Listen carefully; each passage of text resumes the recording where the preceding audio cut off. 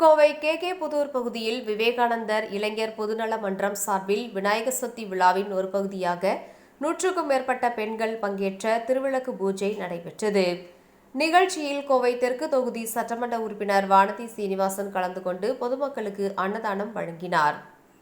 நாடு முழுவதும் விநாயகர் சதுர்த்தி விழா உற்சாகமாக கொண்டாடப்பட்டு வருகின்றது. பல்வேறு இடங்களில் அரசியல் கட்சிகள், தனியார் அமைப்புகள், குடியிருப்பு நல சங்கங்கள் மற்றும் பொதுமக்கள் சார்பில் விநாயகர் சிலைகள் அமைக்கப்பட்டு சிறப்பு பூஜைகள் நடைபெற்று வருகிறது.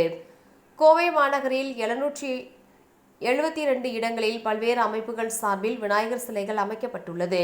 இதன் ஒரு பகுதியாக கோவை சாய்பாபா காலனி அருகே உள்ள கே புதூர் 8வது வீதியில் விவேகானந்தர் இளைஞர் நல மன்றம் சார்பில் 28வது ஆண்டாக விநாயகர் சதுர்த்தி விழா கொண்டாடப்படுகிறது.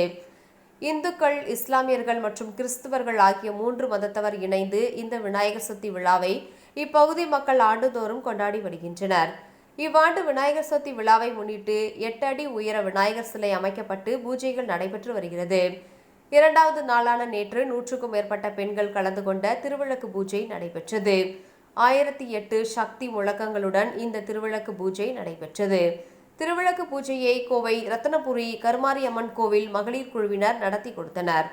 திருவிளக்கு பூஜைக்கு பின்னர் நடைபெற்ற தீபாராதனை நிகழ்ச்சியில் பாஜகவின் தேசிய மகளிர் அணி செயலாளரும் கோவை தெற்கு சட்டமன்ற தொகுதி உறுப்பினருமான வானதி சீனிவாசன் கலந்து கொண்டு அப்பகுதி மக்களின் வரவேற்பை ஏற்றுக்கொண்டார்.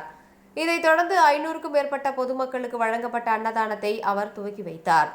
நிகழ்ச்சியில் இந்து முன்னணி, விவேகானந்தர் இளைஞர் பேரவை உள்ளிட்ட அமைப்புகளின் நிர்வாகிகள் கலந்து கொண்டனர். நிகழ்ச்சிக்கான ஏற்பாடுகளை பழனியப்பன், குப்புசாமி, சம்பத், ஜோசப், சரவணன், கிருஷ்ணா, ஜீவா, ராஜா, சசி ஆனந்த், காமராஜ் ஆகியோர் செய்திருந்தனர்.